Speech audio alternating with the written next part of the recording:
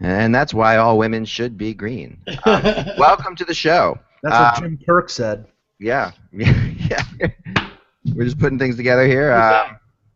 It was Jim Kirk. But anyway. James Tiberius Kirk, captain of the Starship Enterprise. E5, Victor, man. E5. Victor Mitzar says, Ek to have a webcast, E1. I'm like, geez.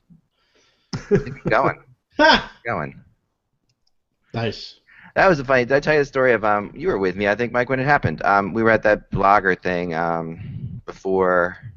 Oh yeah, at the draft. Right, before the draft, there was like it wasn't the blogger prom. I wasn't invited to the blogger prom. We've already established that. But this was the NHL party before that.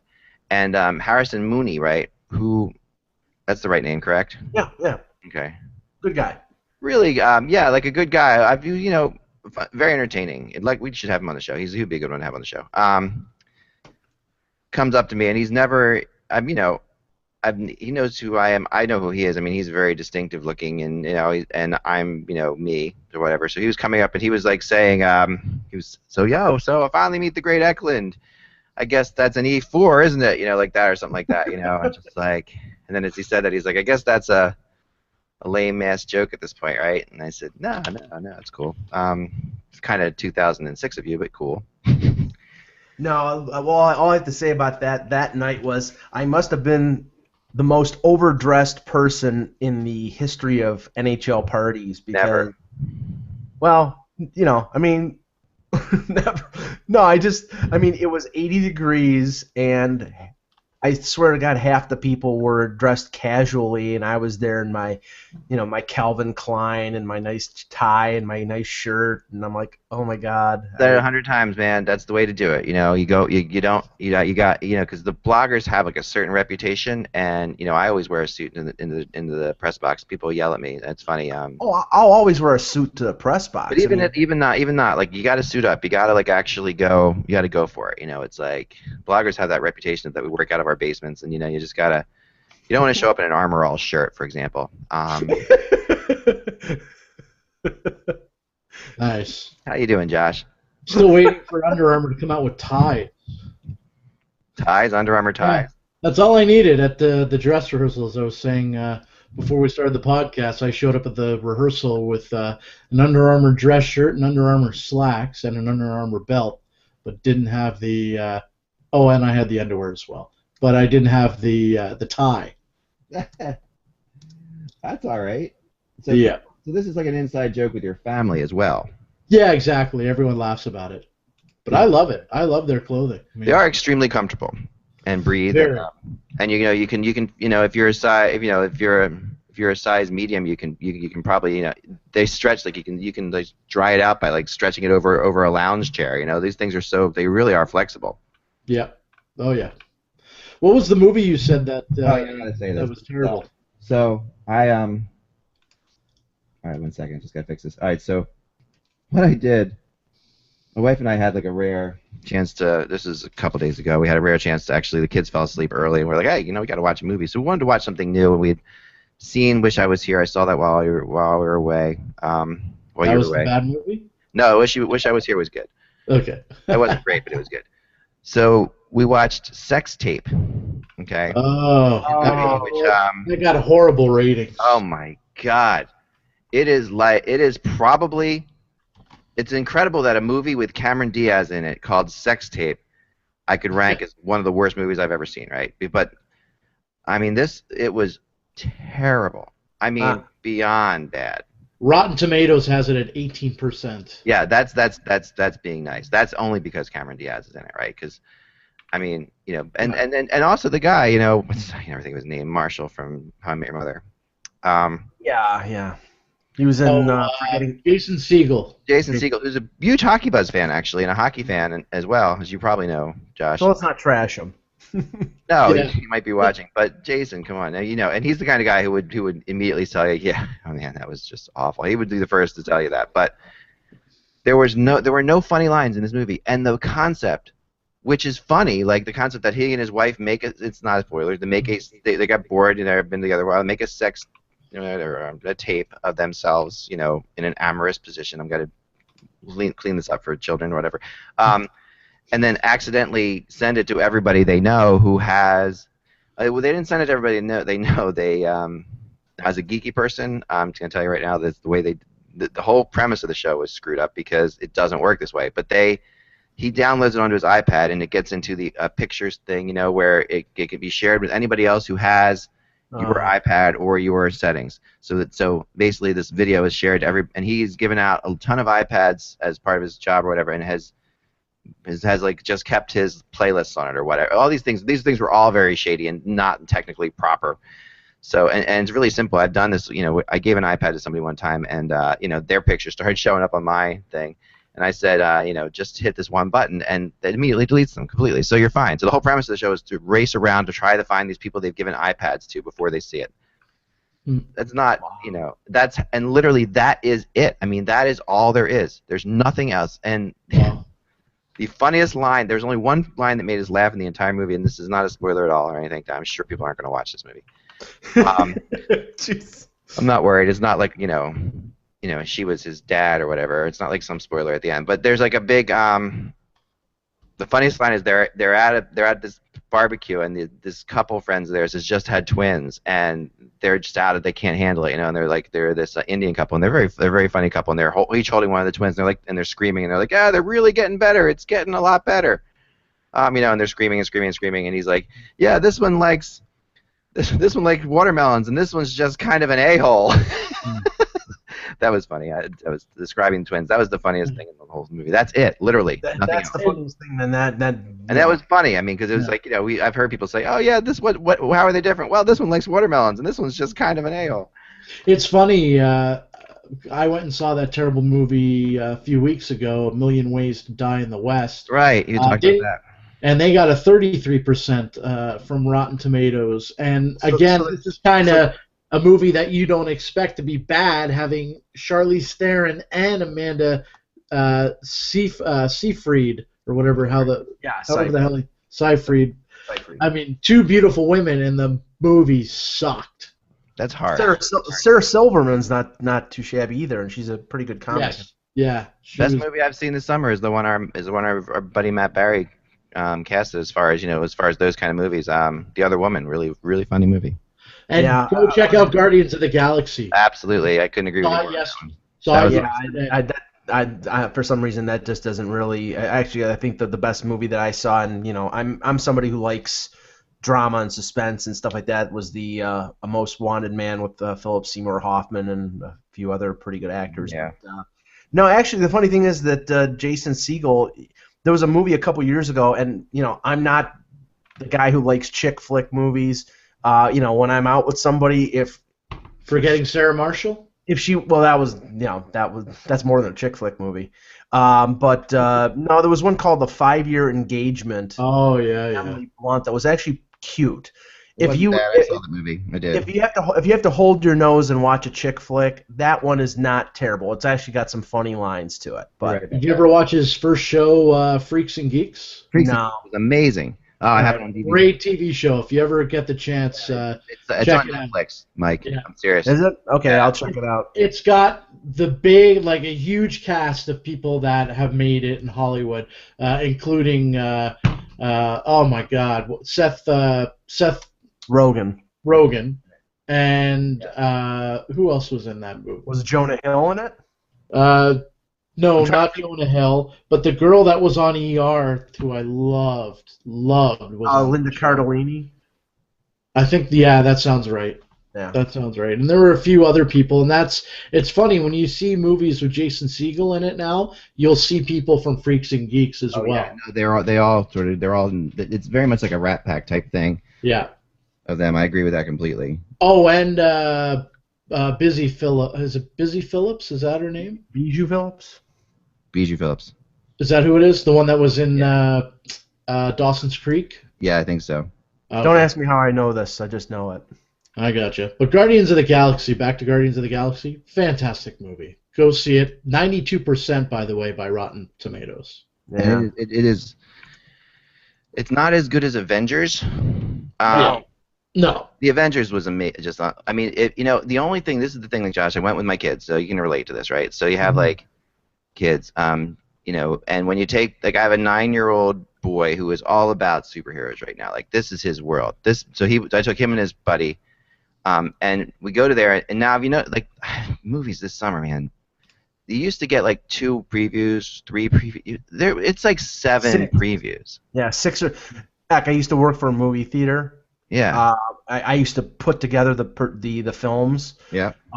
The film company usually had 2 previews that were other movies from their company that they would want, and then the rest of it was on the actual theater, and they put on previews so you have more time to go get concessions. Oh my god. 'Cause that's where they make their money, because the film rent for a theater is like 80% of the revenue, so they make all their money on concessions. So they want people to say, okay, there's 7 previews, let me go get a popcorn.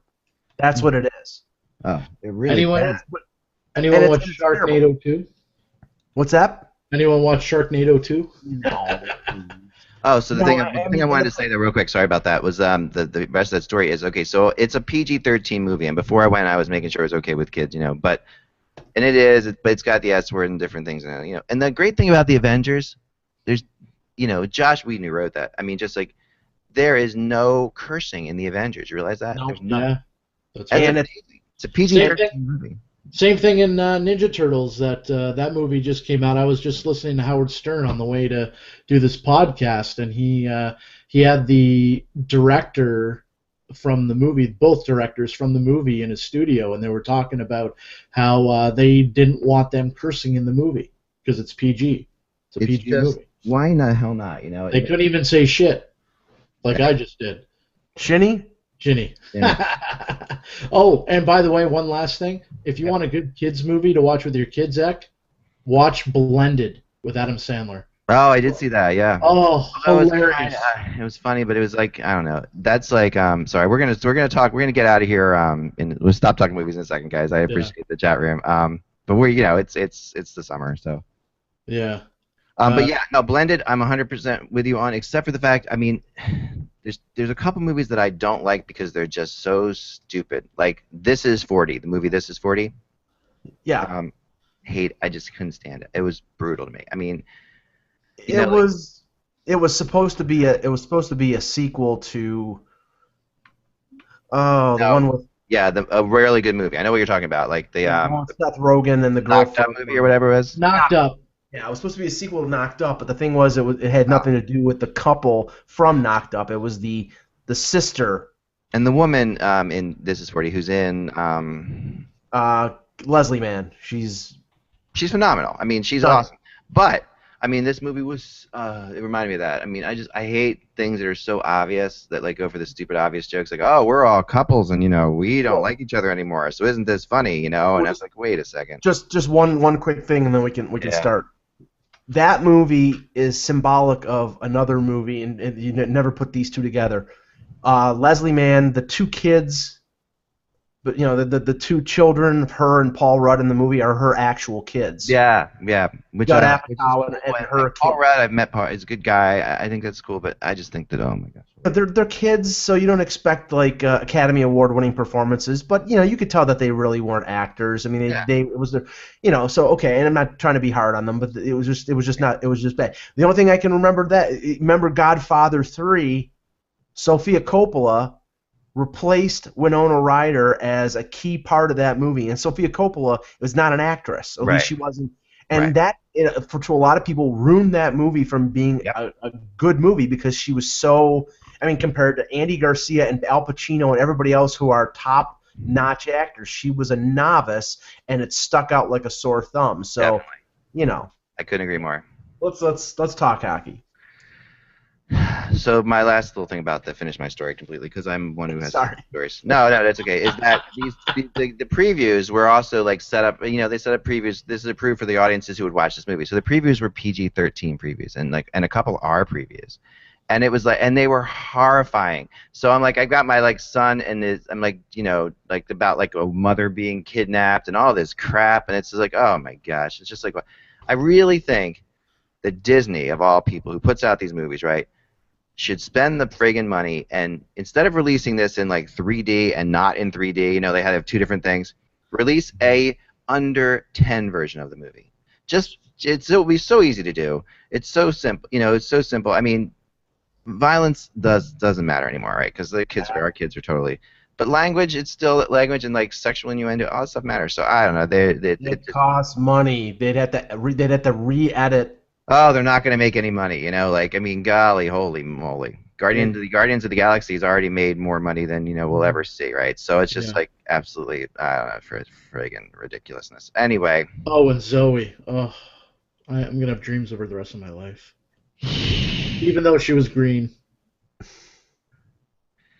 I'll leave it at that. It's okay, we'll leave it there. Yeah, please. It's Thursday, August 7th. It is Thursday, August 7th. Let's go there. It's not easy being green. All right, ready? Crap. Hold on 1 second. This went off. 1 second. I didn't mean to say that word. Ready? Yeah, ready. That's the word I didn't mean to say. I should have said something else. Hold on. Almost there. Ay. As much as I love Apple, man, they just make things complicated. I'm just simply trying to put that over there. Okay. Good. Got it? All right. Okay, we'll go with this. All right. It's August 7th, right? That is correct. Thursday. Thanks, Brandon. I appreciate that. I do. I try my best, Lord. All right, here we go. Ready? Get this part of my rock and roll. Here we go. All right, I gotta put my Were you gonna talk about the hockey news again today, or a little bit? Yeah. I guess my ideas. Follow my lead. And the Coyotes. The Coyotes, yeah, a little bit. That one then too. All right, here we go. Ready? Hey, hockey world! It's Thursday, August 7th, 2014. I'm Michael Lagello. I'm Josh Rimmer. And I'm Eklund, and you're watching the Hockey Buzzcast on HockeyBuzz.com. Welcome, guys, to a wonderful Thursday. It's we're going to talk a lot about a lot of different things today. We've been talking movies if you're watching the pre-show. So if you only subscribe to the podcast and you don't want to see the, and you don't ever see the pre-show, it's kind of fun. We get to hear all about Josh's choices in garments. Mm-hmm. We talk about different movies. We have some fun with the chat room. Josh is still losing weight, right in front of our eyes. Yeah. 3 pounds in Florida, but anyway, go ahead. 3 pounds in Florida. That's hard. That's really hard to do. He goes on vacation and loses weight. This guy. Who? Yeah, that guy. All right. Okay, so we're gonna start off today with a question we talked about a little bit yesterday. We actually mentioned it yesterday, so I'm really not going to go into the question about whether or not we think there are too many outdoor games or not. But I do want to talk about what the San Jose Sharks should wear. Okay, because this was something that I threw out there. Now the Sharks, if you remember, have a really good jersey from when they were originally in the NHL. Actually, I have one right over there. I might go grab. But I was looking online, and I was just happening to think, what's retro for San Jose, and that would be, of course, the California Golden Seals, who played in San Francisco at the Cow Palace. They were more, and people don't realize there's a big difference between San Fran and San Jose. They are, like, I think there are a couple hours apart by car, and at rush hour probably like 3 hours apart by car. But they were San Francisco, but the California Golden Seals have always been, there are some teams that have had good jerseys back then, and I always thought the California Golden Seals were among them. I always liked their jerseys. And why not this? Like, so you can see behind me there over my shoulder, that's the original Sharks jersey, right, that Mike's holding up there. I'll get one. I have a Pat Falloon jersey right over there.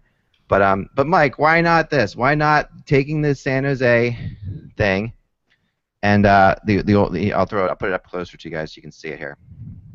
This is my vote. Okay, so yeah. Okay, so just basically, as you can see. I mean, I like I said before we started before we went live, I love that because I mean it's a throwback to the Charlie Finley Oakland Seals when he tried to have the green and gold be synonymous with the green and gold of the Oakland A's, who he owned at that time, who were winning World Series at that point. and I just like the look. I mean, it's you go along with like the LA Kings. I prefer the purple and gold LA Kings jersey to the black and silver that they wear now, or at least that they wore in the '90s. But I like this. The only thing you were saying is, and I think there might be a rights problem here because that is another organization's jersey that they're sort of mocking up. I think they would have to get some sort of permission, but I think it's great. I'd love to see that. Well, it's funny. Someone actually said in my Twitter feed, and I tweeted it out. I thought it was pretty funny that they should wear that, jersey in the first period, wear the Cleveland Barons jersey in the second period, and then the Minnesota North Stars jersey in the third period, because that's where that franchise went to. And then the Dallas Stars jersey if they go. So I'm imagining somebody in Dallas has the rights to this, or where the rights were sold. But at the end of the day, doesn't the NHL have the rights? I mean, they still sell California Golden Seal stuff. So yeah, it's possible. All I know is that if you want to go the full 9 yards, Charlie Finley, one of his ideas was in baseball was to play with an orange baseball. You could play with an orange puck. Yes. Something of that nature. I mean, you gotta wear white pants too. Remember, they wore white pants. The California. Well, somebody in the chat said white skates. They wore white skates too, but they also wore white pants for a while. Wow. Yeah, they were definitely out there. Somebody I was talking to, Russ Cohen, thinks this is a terrible idea, and that was funny because I thought Russ being a actual retro guy, I thought he said he called them fugly. I said they are fugly, but in an ironic way, and isn't that basically what everyone in the Bay Area wears? Fugly clothing in an ironic way. Well, so I mean, this would work. I mean, don't you think? I mean, I have a personal affinity to the LA Kings jerseys of the '70s, the purple road jerseys and the gold home jerseys. I think those are, there you go. I mean, that is a great jersey. It's an amazing jersey. Although just I have to, every time I see the emblem, I have to say, and this was Jeff Merrick from Sportsnet pointed this out to me on a while back. That crown is a queen's crown. It's not a king's crown. Yeah, it's a queen's crown. Yes, this is of course my Wayne Gretzky jersey, but this is still, and Gretzky never wore this jersey. I knew I wanted to be sick. Sorry, but then you have the Sharks. This is the original Sharks jersey, which was my favorite jersey when it came in the league because I like the color teal. I actually got a car this color because of this jersey, believe it or not. But so this is it's hard to see a little bit. This was the jersey. This is a Pat Falloon jersey. I think he may have signed it. Pat Falloon drafted when? Second overall behind Eric Lindros. That's right. I was at that draft. It was in Buffalo. Oh, you were at that draft? Really? I didn't know that. Mm-hmm. Yeah, it was in Buffalo. So, Josh, you've been quiet on this jersey issue, and you're a collector of things like this. Yes, I have lots of jerseys, guys. I probably have probably over 100, at least over 100 jerseys. Really? Obviously, you see the Bobby Orr one behind me. Right. I got my father to give me a Steve Yzerman autographed jersey when I was down in Florida because I was going through his closet like I usually do because he always gets these cool things, and I say, "Oh, do you mind if I take that?" Right. And he had a couple others, like he had a game-used Rick Nash autographed jersey, but I'm like, Rick Nash, who wants a Rick Nash jersey? But I have lots of I have a California Seals jersey. I have I like to collect the Winter Classic jerseys. Like I have a Blackhawks David Bolin Winter Classic. I have a Giroux Flyers Winter Classic. I have a Capitals Winter Classic. I have a Bruins Winter Classic. I didn't get a Leaf one actually this year. I was going to, but I never ended up getting one. Or a Red Wings one. I didn't get that either. But I have a Jets Keith Tkachuk jersey. I have a Gretzky Oilers. I have a Lindros Philly. Was that Tkachuk jersey? Was that an extra wide? An extra wide? No, I think it's an XL. No, was there a joke in there? Because it keeps. Oh, okay. Pretty wide. Because I used to be extra wide. But no, I wasn't talking about Keith. I was talking about Keith. But dare you, Mike? Yeah, dare you. What else did I have? I have Tampa Bay Lightning jerseys, lots of Florida Panther jerseys. Yep. Oh my God, I have so many. I can't even think of. One of my favorite jerseys though was a baseball jersey. I have the old baby blue Montreal Expos Gary Carter jersey, which I love. Wow. I got it from Mitchell and Ness, and I love that jersey, especially since Gary was a really good friend. Actually, got to see his wife and two of his kids at my sister's wedding because the Carters are really close with my family, and it was cool to hang out with them and talk to them. And Christy, the oldest, who I grew up with, were 3 weeks apart. And it's funny, Kimmy, the other daughter, the youngest daughter, is 3 weeks apart from my sister. Every time my mom got pregnant, Sandy got pregnant a couple weeks later. But it was kind of funny. So we both grew up together, and Christy's now running Gary's foundation, and she was telling me that she has millions of memorabilia that they have, and they give it to schools and stuff like that, because a lot of the stuff obviously is worth a lot of money, even more money now that he's no longer with us. But Sure. it was a really good class act. And sorry I went off on the... No. That's totally fine. But Gary Carter, they loved him in Montreal, and the Canadians did that fantastic thing for him a couple years ago when he passed away, where they had all the players wear the Montreal Canadiens jerseys with the number 8 on the sleeve and Carter on the back. And I still never got one of those jerseys. I was going to try to get one, but they were going for over $1,000. So. Oh yeah, no. I've never bought a game worn jersey. I've never bought anything. Yeah. But I do have a couple game worn jerseys that have been given to me over the years. But yeah, I'm a big third jersey fan too, Josh. I'm a big, I like some of the jerseys that no one likes. Like, we've talked about this before, but I'm a big fan of the Vancouver Canucks Giant V jersey. Yeah. I still think that was one of the best out there. I don't have one of those. Yeah, I've got one of those. Although I do have a Panthers beret, speaking of Canucks, and an All-Star game from Florida, All-Star game from Toronto, I think it was in 2000. I had the only thing the NHL ever gave me. When the NHL had the All-Star game in the year after the lockout, so 2005, I guess it was. That was when they introduced the new slick jerseys. Remember, they had they were smaller and all that. Did they still use them or not? I was thinking about that the other day. It was such a big deal. I remember we talked to players. Are you okay with these jerseys, tighter fitting jerseys? Such a big deal. Wasn't that when they switched to Reebok, I think? Yeah, they switched to Reebok, but do they still, I guess they still just use them. I guess they're just part of it. I think some players just wear them, just get them bigger. I think that's what happens. I think I actually bought one of those jerseys, and it sort of looks sparkly. It has it kind of, for lack of a better word, reminds me of roller hockey jerseys, and I hate that. That's what I didn't like about it. But the NHL had Reebok had a big thing at the All-Star game to introduce that, because in that All-Star game the players wore those tight-fitting jerseys for the first time, and then the following year all the teams wore them. But I'm sure that I don't think they still wear them. I think that was just a real brief thing. That's cool, Josh. So that's your nice. Gary Carter. Gary Carter. That was around the time the New York Mets won the '86 World Series. Nice. But I have so many. I just saw that, so I just wanted to show it. Yeah, that's really cool. I have lots of photos and that's awesome. Autographed baseballs from him. So the NHL, that All-Star game had a press conference with Reebok and gave everybody in the press a box. And you open up the box, and there was a jersey, an NHL All-Star official jersey, a $300 jersey that everybody in the press got at that All-Star game. And that personalized or no, it was just a regular, just no name or anything on it.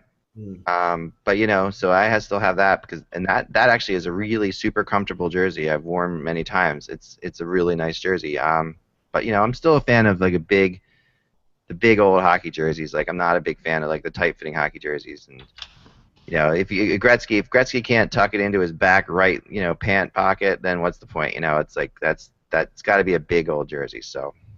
Well, it's weird, because I've been a hockey fan since I was, a young kid, and when I was young, I wore jerseys. I really I have a few of different teams, but I don't have personalized jerseys. I mean, I don't have ones with my name on it, but I also don't have ones with the player's name on it. If it's a team that I like, or if it's a jersey that I like, I just get it blank on the back, and the front jersey the front of the Right. jersey with the team emblem. I don't want it personalized. So Right. I have a few Leaf jerseys. I have an old Sabres jersey. I have a classic. What is it? New York Islanders jersey, the white jersey. I mean, Oh so I yeah. have a few of them. Yep. I've got the Islanders, the orange jersey, the third jersey they did for a while there that I liked. But yeah, so it's interesting. It says something about you, Mike, that you wouldn't personalize your jerseys. I think that says I was trying to wonder about that. Like, what does that? It says you're skeptical that these players will remain in their. Well, I only have one. I only have one jersey that is personalized and autographed, and if I ever have the chance, I'm going to get it framed, and that was Wendell Clark. Oh, nice, nice, Wendell Clark. Well, this is your Cooper. This is your Carter jersey. Wow, that's cool. Yeah, and it's got the All-Star game there on the side. Yeah, that's a great jersey. Jeez. Yeah, and it fits me again. It didn't used to fit me, so how Awesome. about that? How about those Nice. apples? No, I love that. That Expos logo was an awesome logo. Yes, it was. I agree with you. It was pretty cool, and I really hope one day the Expos do come back to Canada. I'd like to see it. I'd like to see it for sure. They could someday. I think that could happen. All right, so let's get into some other hockey news. But definitely, if you have a favorite jersey, the way you can contact us, by the way, besides just hitting us up on Twitter, and I've gotten some pretty cool people have sent things to us on Twitter. You can email the show. You can email Eklund@HockeyBuzz.com, and I'll get it, and just put podcast in the subject so that we can check it out, and then we can actually go through and read your questions on the air. But yeah, we definitely want to start. We're going to start with the Arizona Coyotes today, but Josh has a point to make, apparently. One last thing. If Yeah. anyone wants a Dion Phaneuf Leafs jersey, let me know. You have one? I was thinking about giving it away, but anyway. Oh, man. Only if Mrs. Phaneuf wore it. Yeah, I might keep it The then. Kiprasov quote on Twitter. Kiprasov said there's an old picture of him, of him smoking, like from way back. And someone's like, this is a really old picture of me smoking. I quit smoking a long time ago. Yeah, me too. And 5 years ago. no, I never smoked, but this is what Kipper said. And Kipper said, but I quit Dion Phaneuf long before that. I'm like, whoa. Whoa! Just a little bit of a shot in there from Miko. That's all right, though. Showing him love. Lots of love there. Victor, you shouldn't call your brother names just because he had a Vincent Damphousse jersey for the Maple Leafs. I think Dion is telling Mika he's got 7 million reasons to tell him to go shut the hell up. Yeah, next time you're an all-star. I've told you my Dion story. I guess Mika wanted sloppy thirds. Oh, Lord. Let's move on. Let's move on. All right, I want to talk about the Arizona Cardinals. No, the Arizona Coyotes.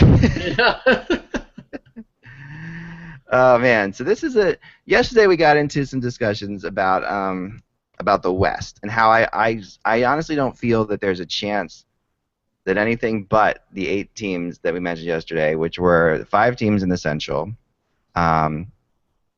which were Chicago, St. Louis, Dallas, Colorado, and Minnesota, that those 5 plus the 3 teams in California, which obviously we know what those teams are the 8 teams that make the playoffs. The only possibility in my head is that Nashville somehow sneaks in, maybe over Minnesota, or perhaps over, if everything goes to hell in a handbasket, San Jose. But these teams would be really good no matter how you slice it, right? These are good teams. All 8 teams, anyone can beat anybody on any given night. So that leaves us with the rest of the teams, who don't even have to play this year, correct? No, that's not true. But they're going to play, but one of those teams is a team that's always in this thing, and that is the Arizona Coyotes, or as we used to call them, the Phoenix Coyotes, and before that, the Winnipeg Jets. But yeah, they're now called the Arizona Coyotes.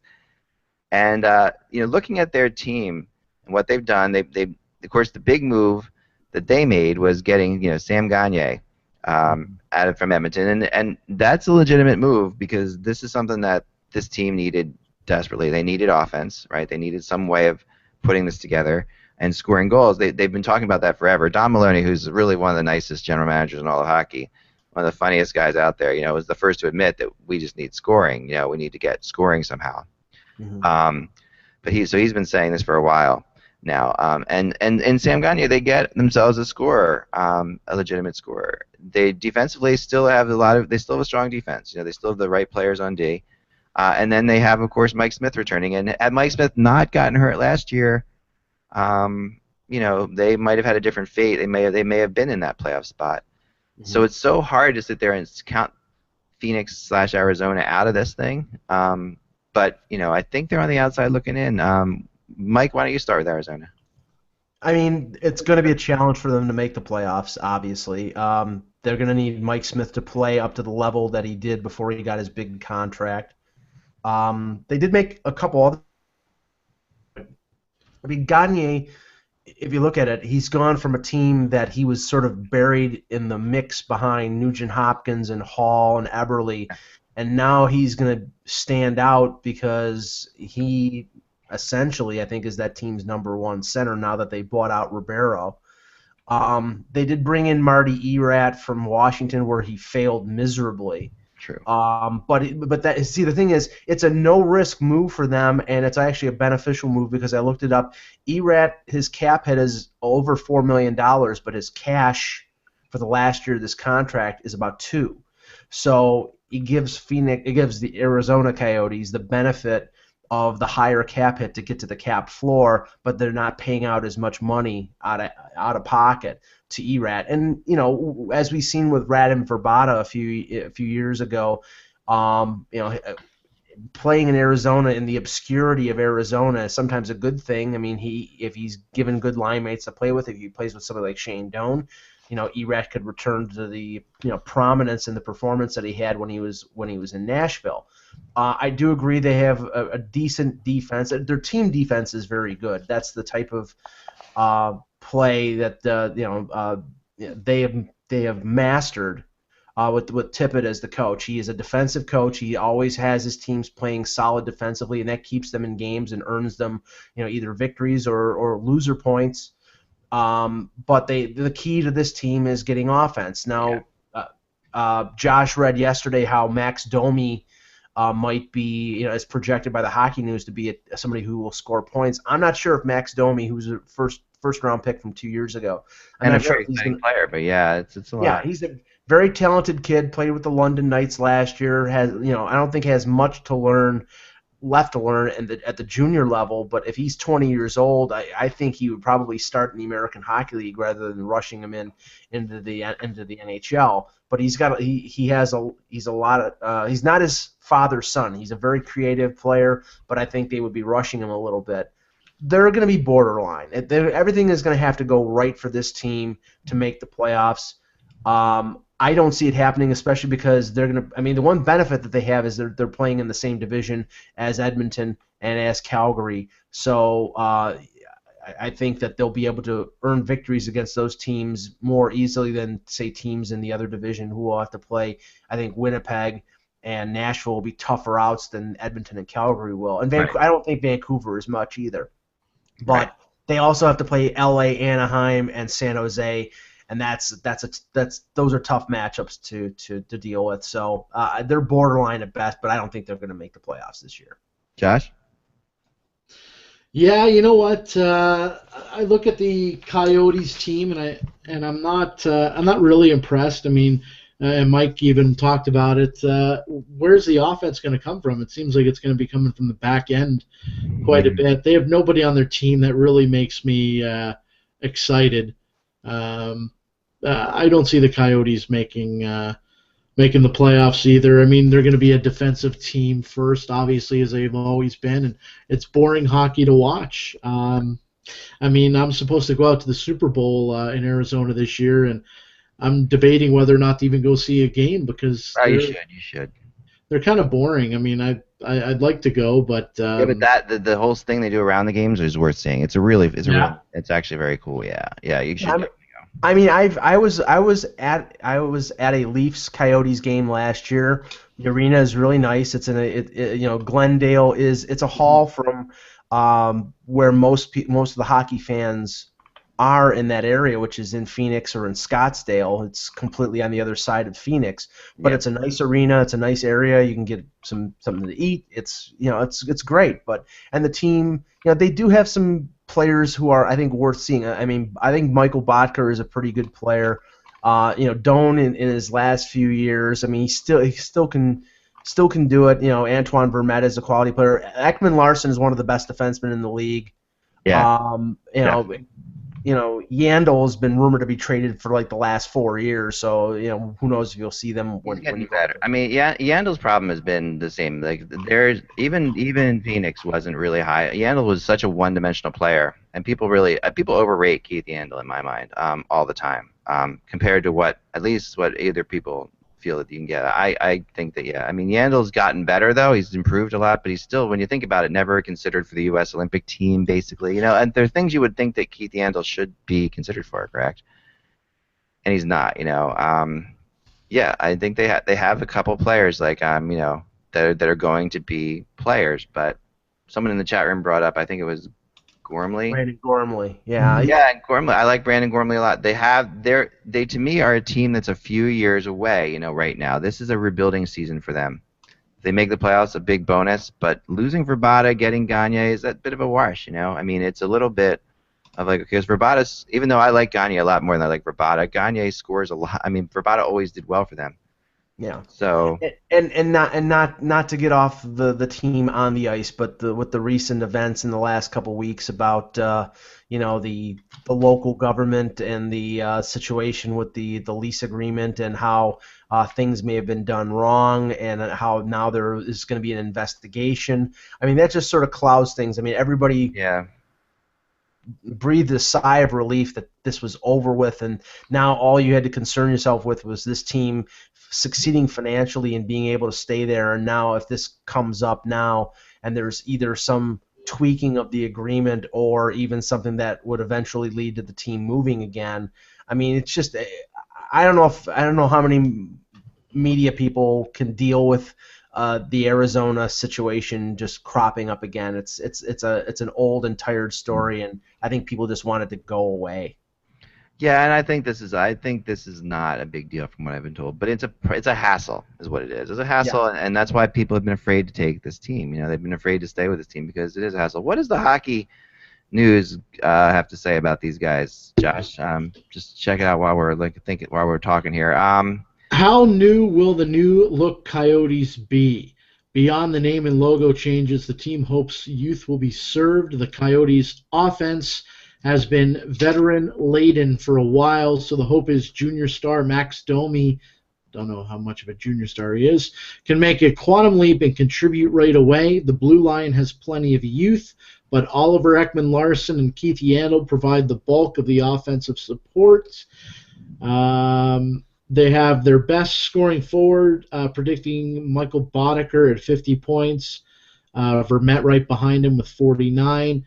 Their defenseman, Yandel, 51, and Ekman-Larsson, 49. I mean, they don't have a guy predicted here over 50 points, forward, that is. Tough. That's tough to make the playoffs in that situation. I mean, one of the things, goaltending too, Ek. Yeah, Mike Smith is a stud, but if Mike Smith gets hurt, you're looking at Devin Dubnyk as your backup. Yeah, man. Devin Dubnyk has been on like 25 teams in the last 2 years. Yeah, I mean that is a really weird spot for them to be in, right? I was listening to XM the other day when they did their team spotlight on this, and Boomer Gordon there, who I really like. You guys listen to XM. I really think Boomer's amazing especially as far as stats go. I mean, he was Corsi-esque before Corsi was even around, right? So, but he had a really great stat that was nuts. I might be getting this a little bit wrong, but I'm not. It's pretty close. I was driving. I was trying to remember it when we talked about the team, I could bring it up. But the Arizona. You want to say Cardinals every time you say Arizona. The Arizona Coyotes outshot their opponents last year in 38 of their games. Okay, how many of those games do you think they won? Mike, throw that in the games that they outshot their opponents. 12. Josh, what do you think? 38 times they outshot their opponents. So I'll say 10. This was 11, right between the two of you. Yeah, 11. 11 wins when out shooting your opponent. That's an That's insane stat. I mean, they had a 220 winning percentage when out shooting their opponent and a 640 winning percentage when they were outshot. Wow. I'm pretty sure. Oh, and obviously, we talk about Toronto a lot, but Toronto's record when they were, and they didn't outshoot many people last year, but when they did, I don't believe their record was that great Yeah. either. So what does that stat tell us? I mean, what is that? I mean, you try to read into stats. Josh, what does that stat tell us? All right, Mike. I don't know. I don't know what that's well, I mean, all I can say is I've seen a number of teams throughout the years that their philosophy is get the puck on the net and hope for the best. Why? Because they don't have a lot of offensive talent, and they're hoping that crashing the net and cashing in the rebounds is the way that you're going to get goals. But the thing is, if you don't have a deep well of offensive talent, all you're doing is putting a shot on net, and you've got the best goaltending in the world out there, and they're going to stop the shots most of the time. You can get 40 shots a night, but if you're shooting from the blue line or you're shooting from the boards, right, they're going to stop it. So it's getting shots on, and again, this is why you talk about advanced stats, and you're talking about getting shots on net. Yep. Sometimes a shot is not determinative of a good scoring opportunity. If it's a shot from the slot, that's wonderful. If it's a shot from the blue line, I could stop it, and I can't play hockey. You got to get your your hands dirty, and you got to crash the net. I mean, that's where we saw a lot of goals in the playoffs, right? We saw guys crashing the net, not the cheap way like a lot of people do, where they actually run over the goalie or run into the goalie. Right. But you got to be in front. I mean, my favorite hockey player growing up was Dino Ciccarelli because he got his hands dirty. He got in front of the net. He took whacks, nonstop whacks from the defensemen and the goaltenders. I mean, the guy had a problem with his back at the end of his career because of all the punishment he took in the front of the net. I mean, he was never afraid to go to the net, and I think that's where most goals are scored, when you're standing in front of the net. He took whacks. Ask Luke Richardson. Yeah. Well, Luke Richardson took a whack on that one, but anyway. I saw Mike. Sorry, I tried to get out before you said that, Mike. I knew where you were going on that one. Sorry.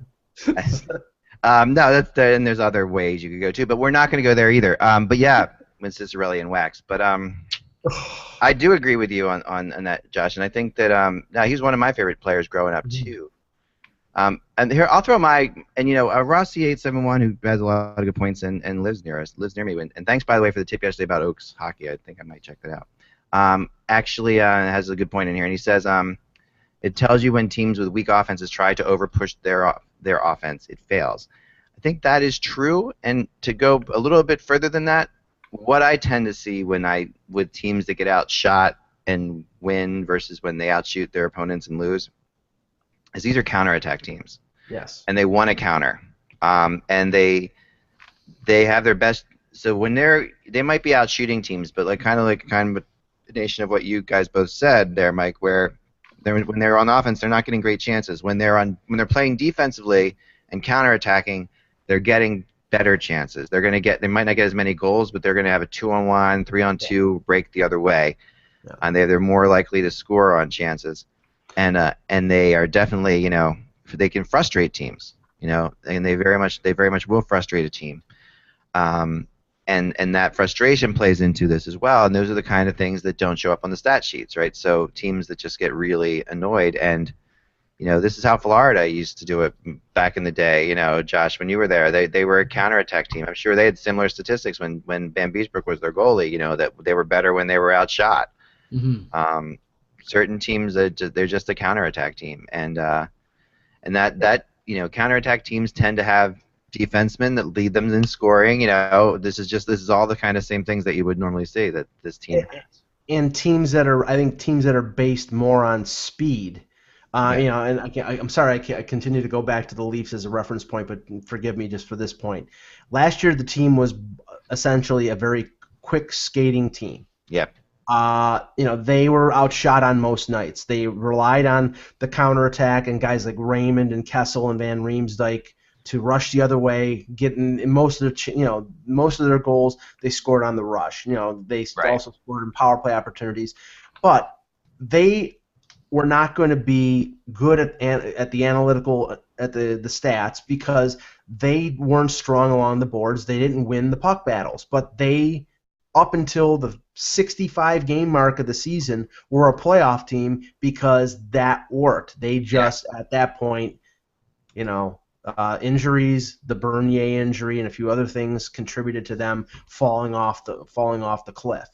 Well, that's it exactly. And they, I mean, the injury to Mike Smith, which happened very late in the season, was a killer for them. And that was really, that was sort of the beginning of the end. They just kind of fell apart after that point. I mean, they were, when you look at their record last year, home and away, they were actually they were a good home team. They were 22, 14 and 5, 15, 16 and 10 on the road. This is the other thing that they did. They had an unbelievable thing where they went to the shootout or overtime 26 times. That's another crazy stat, right? So we're talking about tight games, and they were in the shootouts, they were 6 and 7, so they won 6 of 13, and then they lost a bunch of the overtime. I mean, they got kind of killed in overtimes, and again, that was a situation where if they were even closer, say they get 6 or so more points, they're right there, right? Because they only finished out of the playoffs by 2 points. So. Yeah, and some of the moves, and all in all, I think Don Maloney is a pretty good general manager, but he's made some decisions over the last few years that have been sort of questionable.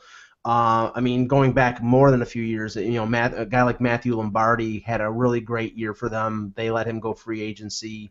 He had a concussion problem when he signed. I think it was with Nashville, and his career's never been the same. But he played effectively in Phoenix with Shane Doan. They tried to bring him back after the fact. It didn't work, but that was one guy. They drafted Kyle Turris, I think 3rd or 4th overall. Survived the growing pains with him, just on the cusp of him becoming not a star but an effective offensive player. And they trade him to Ottawa for, I think, David Rundblad in a 2nd-round pick. They gave up on a guy who could probably right now be their number 1 center the way he's played with the Senators the last couple of years. Yep. They signed Mike Ribeiro to a free agent contract. After 1 year, they buy him out. Now they're taking the cap hit for 6 years on him. Yeah. And we don't know what the story is behind that and whatever. But now they're relying on Sam Gagner and a 20-year-old rookie in Max Domi to be the centerpieces of their offense. And I just think that the concept playing defense is great. Having great goaltending is great. But you have to be able to score to win in this league. The Los Angeles Kings, they were lucky that the year that they won the Cup to have Jonathan Quick stand on his head in the playoffs, and they got timely offense. They learned from that, a couple years later, because that last year's team had the same defense, had the same goaltending, but their offense was phenomenal. Yeah, their offense was better last year. I mean, they, and that's something you can't really. I don't know if you can learn from that because it's just, your goalie's going to be good and your offense is going to be good depending on how, you're going to. Those aren't things you're going to try not to do. So I agree with you that's the model. I mean, that's the model that other teams have to follow. And it's hard. I mean, they gave up a lot of goals last year. They gave up 231 goals. So as good as Mike Smith was, he wasn't that great. He had issues at times. He kept them in games. And the thing we think about with Mike Smith is that he's a gamer for sure, and he makes big saves at big times. And there were a couple times that they were blown out. So that will sway the standings as well. But no matter what we say, no matter what we think, at the end of the day, my heart says, there's just no way. But my head keeps coming back to the fact that they have Dave Tippett as their coach, and it's like that's the one thing that just is the X factor with this team. They have one of the best coaches in the league, and he finds ways to beat teams. It's amazing. Yeah, and someone in the chat brought up the other names of other, Blake Wheeler.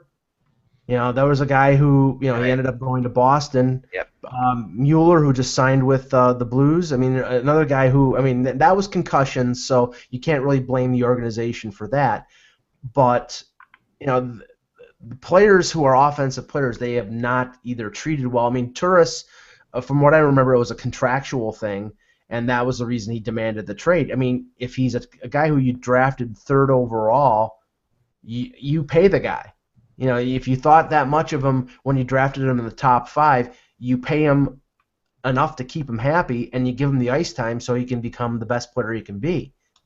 Oh yeah, I agree. And and you got the one thing they have coming is they have a lot of good players coming, and maybe the best thing for them this year is to actually finish with a good draft pick, because it is a good draft, and they could get an offensive powerful player, because they've got players coming. I mean, this Austin Matthews, who's a Scottsdale guy that they drafted a while back. Reports from the junior camp is that he's just been phenomenal, like for the U.S. junior team, like just incredible. And how far away is he from playing in the league? But he's looked unbelievable, and he's 16 now, right? Yeah, he's 16. I believe so. So he's not. I'm sorry. He's not. He's not. He's an Arizona kid. He's not a draft pick of theirs. I screwed that up. I apologize. No, he's a prospect. He's a prospect, right? I'm sorry. I messed that up. 2016 draft, I believe. I looked up. I was doing research on Arizona prospects, and I was just ended up with an Arizona kid who's not yet an Arizona Coyote, or could be a Coyote. But yeah, the bottom line is they've got some good players. And Tippett, there's some people in there like Trey Dustiak says on Tippett that he says a good point that lands on Tippett and his lack of trust of the kids. That Tippett doesn't like to go with kids, and I think that's a valid point. And they've got to make that change. They got to go with kids. I think what we're looking at here, Ak, is we're looking at the Southwest version of the Nashville Predators. I mean, Tippett, I think, sort of fits in that mold that Barry Trotz did. I mean, Barry Trotz was a defensive coach. Everything was centered on the goaltending. Everything was centered on the defense. I think with the Coyotes, the strength of that organization is like Ekman Larson and Yandel. So I think that's and maybe only when Tippett is gone and they have a new coach like Nashville does with Laviolette, who is going to probably have them play more of a counterattacking or offensive or rush style, will things change there. But you don't know whether that's going to be successful too, because again, you bring into this situation the fact that this organization financially is not strong enough to be out there and bidding for the top line offensive players. They have to develop their own players and then lock them up. So it's scouting and it's luck in terms of drafting, and then it's having the financial wherewithal to lock up the right players for the right term, for the right money. Yeah, and and I agree. And as much as I say, and you'll agree with this, I'm sure, Josh. As much as we sit there and say, those 8 teams are going to make the Western Conference playoffs, as sure as we can say that, you can almost bet any amount of money that one of them won't. And there's for some reason, for whatever, whether it's a goalie goes down or whether there's a problem, so who's going to, Arizona and Nashville are the teams that are waiting to see one of those 8 teams falter. That's pretty much where I am. And I'm curious about Colorado. They lost Stastny, and are they going to trade Ryan O'Reilly? Is Colorado going to be as good as they were last year? This is a team that had a huge turnaround from 1 year ago, where they were almost the laughingstock of the league, and they were one of the better teams last year. And I guess Nathan McKinnon, if he puts up the points that a lot of people think he could do, then he'll, that team will be in the playoffs. But it's a crapshoot, I think, in the West. We know for sure Chicago's going to be there, LA's going to be there. Those 2 teams are definitely making the playoffs. Yep. Go down the list. There's so many teams that, and it's funny. You think of the 2 teams that went to 2 of the teams went to the East. No one thought the Blue Jackets would make the playoffs, and they did.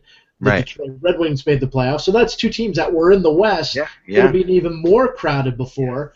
Exactly. So it's going to be a fun year, I think, again, where there'll be teams, whether jockeying for position coming up to the end. And if Edmonton's any better, a lot of people want them to make the playoffs, but I think right now that team is on the outs looking in again.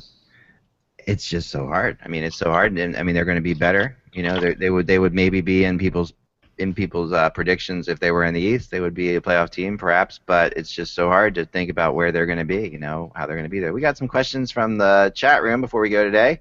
The Stats Guy 262 asks, "Will the NHL get rid of these stupid shootouts?" Nope. My answer is nope. Unfortunately, no. But I think what they're trying to do, and you can tell by with the competition committee, and what they've been submitting and what they're playing with now in the AHL with the going from 4-on-4 to 3-on-3. Yeah. I think what they're trying to do is minimize the effect of the shootout. I think they want victories and losses. They do not want ties, but they want it to be settled like as close to regulation play as possible. So I think what the AHL is doing this year, I think what's going to happen is that's eventually going to come to the NHL, and I honestly think that 3-on-3 would be very entertaining. A couple times that I saw 3-on-3 would be entertaining, and it would be closer to the game than this breakaway competition that we have. This is a topic for an entire show, but Josh, what are your quick thoughts on this? Sorry, I was responding to a text. What'd you just say? Just we're talking about will the NHL get rid of these stupid shootouts was the question. You know what? It's a good question. I don't know if they're going to get rid of it or not. Obviously, they've gone back and forth on it a few times, whether or not they're going to continue to do the shootout or not. Some people like it, some people don't. A lot of coaches hate it because, that extra points can sometimes be a killer. And for teams that are terrible in the shootouts, there's a few teams out there. I remember for a couple seasons, the Leafs couldn't win in a shootout.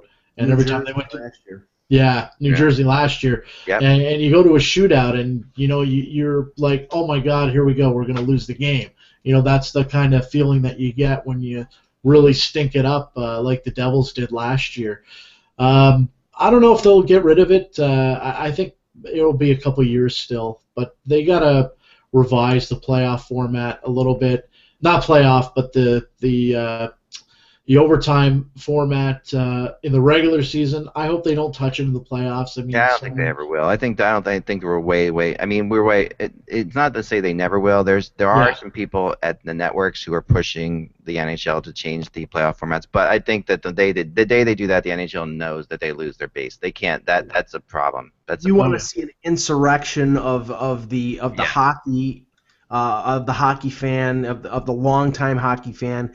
Change sudden death to like the Olympic 20 minutes and then the shootout. It'll be panic. I'm sorry. You will lose me. Would you be okay, Mike, with 4-on-4 playoff overtime? Yes. Like so, just let it go on forever, but it's 4-on-4.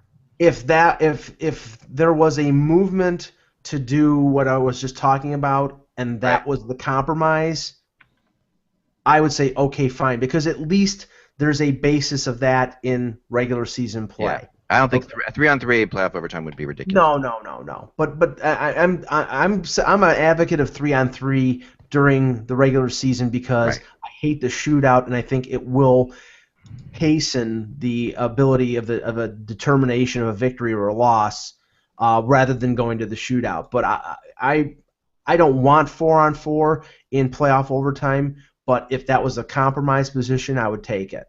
Let's save it. I've got way more things I want to talk about this, but let's save this for a topic for a day because it's summer. Because I think this is there's some new stuff. We talk about this every year, I know, but there are some new things. I've been talking to some people. I do have some information on this, on where the Board of Governors are heading with this, as far as the AHL and all that stuff goes. So, but I kind of want to hold off and write a blog about it and have a discussion on it. So, God bless. Rossi871 asked, will there ever be a battle of the PA Winter Classic? If so, how many years until it happens? It was really disappointing when the Pens versus Caps game should have been Pens and Flyers. Oh, this is going to happen. There's no question. Whether or not it's a Winter Classic or whether or not it's part of the outdoor series is, I think, maybe up for grabs still. But, they want to do this at Penn State. It would make sense to do it there. I think Although, I've heard varying points on that. Penn State's far away from everything. Yeah, It's not it's in close the to middle of Philadelphia. It's nowhere. not close to Pittsburgh.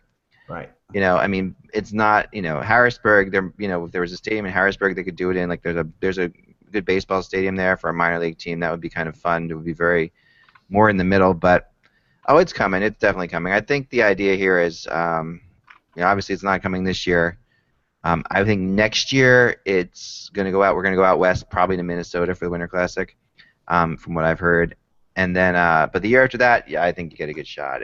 Unless of course we do the Toronto Montreal thing or something like that. But I don't think we're going to have a Winter Classic of just Canadian teams. I don't think that's going to be the Heritage Classic, and they'll keep it like that. I think Toronto Montreal will be in 2017. That just makes too much sense. But I think if the Winter Classic ever comes back to Buffalo, it will be Toronto Buffalo. It's got to come back to Buffalo too, by the Yeah, way. it's got to come back to Buffalo at either Ralph Wilson Stadium if it's going to be in the next few years, or if this new stadium gets built downtown because Terry Pagula would then conceivably be owner of the Bills, so it wouldn't be any Right, problem with the stadium.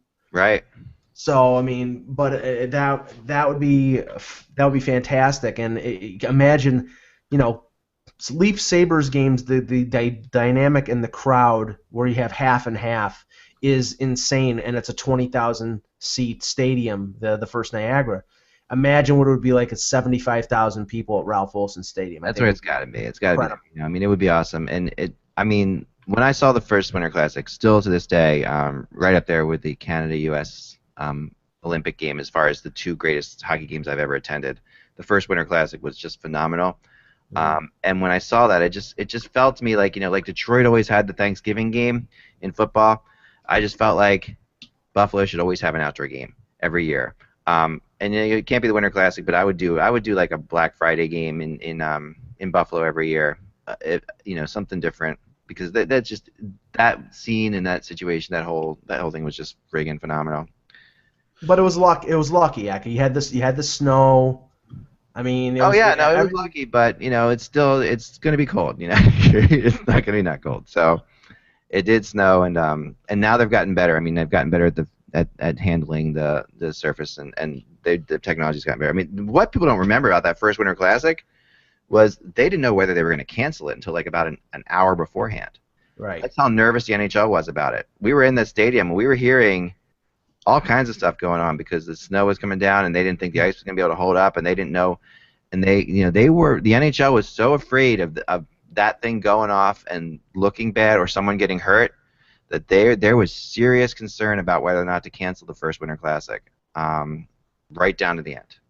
Hmm. And they went with it, of course. And it was a legendary game, but I remember because we flew up that morning and it was crazy to get there, and all we drove to Baltimore, flew to Buffalo, the whole 9 yards, got there, and as I was in a cab from the airport to the stadium to walk around at the tailgate, I got a text from one of the people at the NHL saying, "I hope you didn't come up here for nothing."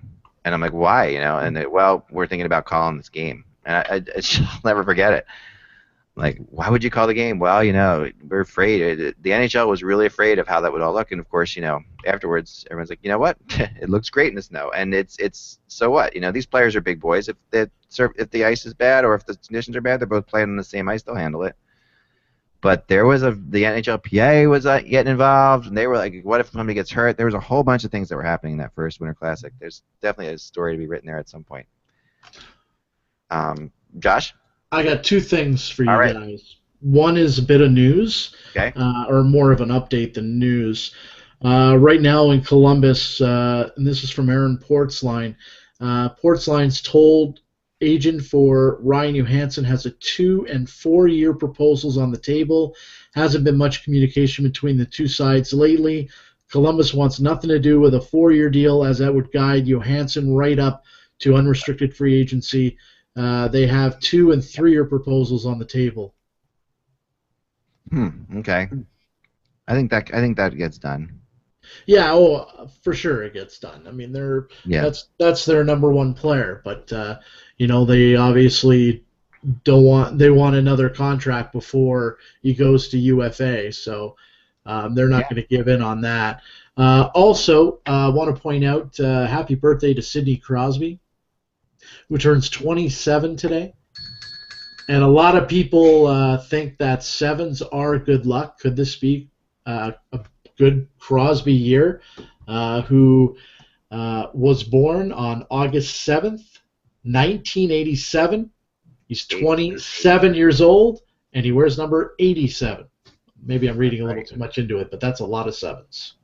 Is there a reason that Connor McDavid wears, what does he wear, 88 or an 89 or 86 or something? It's something, I saw he wears something like that too. Oh, really? Yeah. Don't know. But notice, you know why he wears 87, right? I thought it was because he was born on 87. Yeah, exactly. If there was another reason, that would really be interesting. Yes. But we say, hey, did you know, by the way, as well? Anyway, that's all the time we have for today, guys. It was great having you guys on. We'll be back tomorrow with a whole bunch of things to talk about. Ty will be joining us tomorrow. Remember, guys, without the buzz, it is just hockey. Talk to you soon.